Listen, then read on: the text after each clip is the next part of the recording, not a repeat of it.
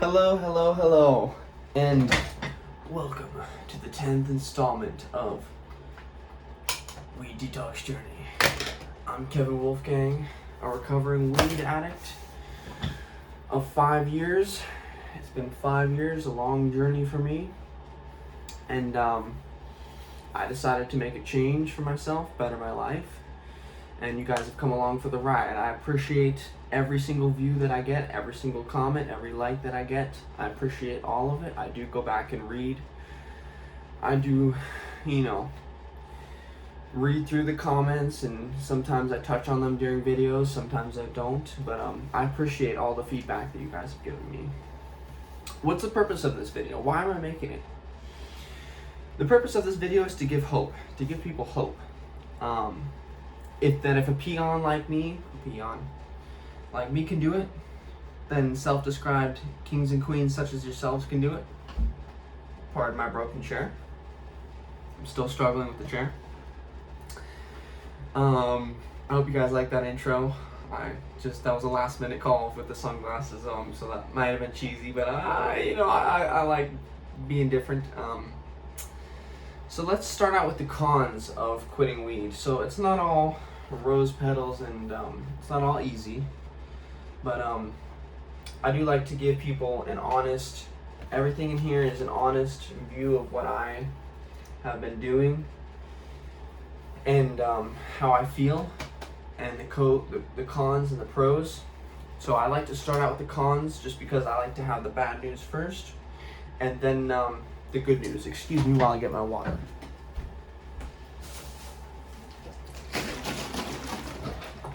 I've been chugging these every day, about 6 liters a day. So I've been back on my water grind. I hope you guys don't mind the bottle. It's very large. It's a cranberry bottle. Anyway, the cons.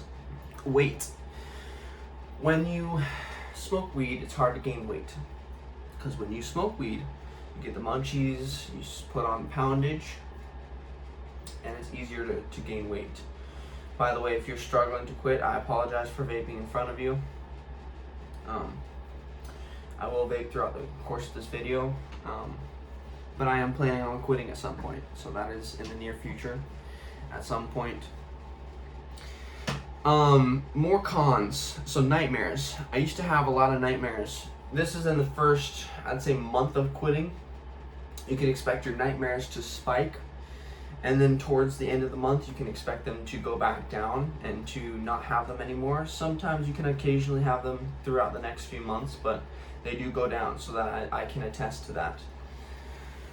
I don't have any to report. I don't have any nightmares to report, and none that happened to me, so that was excellent. I don't like dreaming about nightmares. That's not very fun for me. New friends. It's hard to break your friend cycle because you built everything around smoking weed, and your social group is smoking weed, and it's very easy to make friends while smoking weed, but I find it more difficult because it's harder to find people that you need to figure out who you are and what are you actually interested in, and what are others interested in, and how can you collaborate to become friends. So new friends. I met a guy in the sauna at CF Fitness. He seemed nice, but I didn't get his number because that's a bit weird to get someone's number from the sauna. It's a little bit weird in my opinion. Maybe if I see him around the gym, build a little bit of a rapport, maybe I can make something happen. So he seemed like a nice guy. Anger/rage, another con. When you are smoking weed, you tend to let things slide, and you're more patient with people. And someone cuts you off in traffic, you might be high, and you're like, oh, they might have had a bad day, or they might have this, they might have da-da-da-da-da. You tend to excuse it away, but not so much when you're sober. You kind of snap a little bit more. So my anger and rage, I have a rating system for this. I didn't put that, but I'm gonna rate it at a 2 out of 10. I believe it was also at a 2 out of 10 last week because I was very, very calm. This week I was very, very calm as well. I started to get mad while putting my contacts in, but I didn't. I had patience. I sensed it bubbling up. You guys know when you're bubbling up. You guys can feel it, and that's where I encourage you to catch it and say, you know, take a breath, breathe. That will help you to de-stress. Maybe circle back to what you were doing, the activity you were doing, and if it's not something you can circle back to, practice breathing techniques. Breathing, breathing, breathing. Because when you're focused on breathing, it's hard to be focused on the guy that cut you off. Let's get into the pros, because I know that's what you guys are here for. You guys are like, that's all the bad stuff? What's the good stuff? I don't want to quit weed. So I gotta get you guys hooked on quitting weed. The pros. Willpower. A big one. I have more willpower while in the gym, while working, while looking for a job. I did get part-time work, doing some lawn work, and at a decent rate, and it's hard work. I just came from that. I showered, and I hope I look fresh for you guys. Yeah, it's good to work. So I have more willpower while doing that. When do I want to quit? Oh, I can just push a little bit more, push a little bit more.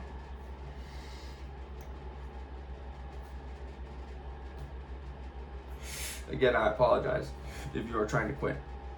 Self-esteem, another pro. You have more self-esteem. I have more self-esteem with my girlfriend. She sees me be able to be off drugs and alcohol and respects me more, I believe. So maybe your significant other will respect you more for, maybe your friends and family will respect you more for quitting and being able to see that you're off certain drugs and not dependent on a certain substance to get you by in life. Another pro, focus. While prepping for these videos, you see all the prep work I do. It's not light. It is just one page, but it is a lot of work that I do, and you need focus while you're getting through those, writing everything down. Because your brain, while on weed, I feel like it just gets pulled in all sorts of different directions. I also have more focus with potential employers. You gotta focus on what they're saying, otherwise you aren't gonna have a train of thought to respond to what they're saying. Articulation. It has become better. I believe I express myself more clearly during videos. These videos in particular, I feel I express myself in a better manner. I hope you guys agree with me. Memory. I remember 95%, if not all of my weights in the gym. So if you guys do weight machines, if you guys know anything about the gym, they have machines where you can stick the weight. There's maybe it goes from 10 to about maybe 200 pounds. And I do about 10 to 15, depending on what body part I'm doing. So I will be able to remember, oh, it's at 70. It's at 70 this week. It's at 80 this week. So I remember what my weight set was from last week. So I'm able to, I don't know, just a small thing. It may be small to you guys, but I like having a better memory. Free time. I have more free time to look for a job and to do my work, to do my part-time work, my yard work. So I'm very, very thankful for that. Ripple effect. You guys know what this is. I have touched on it. It's where you drop something in a pool and it ripples out and it affects other things. I feel like quitting weed has spurred me on to quit other things, like to continue to quit alcohol. And that was a struggle and sent me to live stream many Times. That paired with being bipolar, I believe I am. I've had that diagnosis, it's not a good combination with alcohol. Let's just say that. Let's see. So the ripple effect, staying off the drinking, looking for a job. And yes, so those are the two ripple effects that I found. Those are the pros. Or let's get into dreams. A dream is another pro. When you get off weed, your dreams become more vivid, but they are getting less vivid, which is a good thing because they feel too vivid. They feel real. and your identity can kind of get caught up into this exterior life that's not true, and you kind of wake up and you think, wow, did I just live 60 years? My life is gone. You're kind of grasping at straws there. That's the end of the pros. What are the coping mechanisms that I personally use to get through the weed withdrawals? And even now I'm still facing them. Even now I'd still love to spark up a joint. I would love that. I can't lie to you guys. I can't say, oh, I don't have any desire for weed at all. I don't want it. I don't want tetrahydroxycannabinol or whatever it is. Can't even say it. What are the coping mechanisms? Morning and evening meditation, 20 minutes in the morning, 20 minutes at night. Put in binaural beats, put in your headphones, whatever you guys like to listen to. Well, not whatever, because don't listen to DaBaby while meditating. That would be a disaster. Although I do love DaBaby. Put in your binaural beats or your meditation, guided meditation my girlfriend uses. Put your back to a wall, get comfortable, cross-legged. Set your timer. This is very important. Set a timer so that you're not checking your phone constantly. That will bring you out of that state of meditation. So that's very important.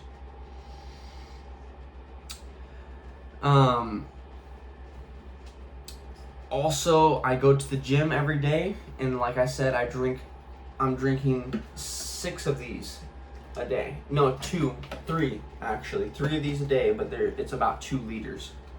So that's about 6 liters a day of water. I'm not sure if I'm overhydrating, but it feels like I'm getting it right on, because I believe your urine should be clear at the end of the day. Another pro, I kind of got ahead of myself a little bit, but one more pro is that energy. I'm not tired anymore. I'm not trying to take naps constantly. Before, I would like to lay in bed all day and be lazy, lay around and eat chips. I know how it goes, folks, okay? I'm not new to this whole marijuana scene, okay? I know how it goes. You're more lazy, okay? If you're telling yourself you're not, I promise you are more lazy. So trust me on that one. A few things of note. For a job, counselor, and place to stay, you guys have been staying up. If you guys have been staying up to date with these videos, you know I'm looking for a job, a permanent job, a place to stay, and a counselor. I haven't started looking for a counselor because I feel that is secondary or thirdary to these other, getting a job or getting a place to stay. I feel like those are the top priority at the moment. You may disagree, but I disagree with you. And a place to stay is secondary to a job because I need pay stubs and, more importantly, money for rent. So I can't get into a place to live if I don't have a job. That's why it's at the top of the list. A place to live is at my 2nd spot, and then my 3rd spot is a counselor. It is on my list. I do need to do it. I need counseling, I can admit that. I've obtained some side work for now. I interviewed for a job and got a job at Muser Packaging Solutions. I start on the 28th. So that's a very huge thing. I will be able to start this job on the 28th. I'm still vaping, but quitting is definitely on the horizon. Like I said before, I am still vaping. You see this vape in my hands. I am still doing it. I apologize if you're quitting, again, profusely. I know it's hard to see people doing it, because that's what got me back into it, is seeing someone else do it. So let me just put that down. I spend no money on vapes. I recharge my girlfriend's. I make a video on that, on recharging the vapes, but I don't want to encourage nicotine usage. That is all for my video. I'm grateful, eternally grateful for you guys. This is why I make the videos. You guys keep me accountable, and I appreciate the love and support. Thank you very, very much.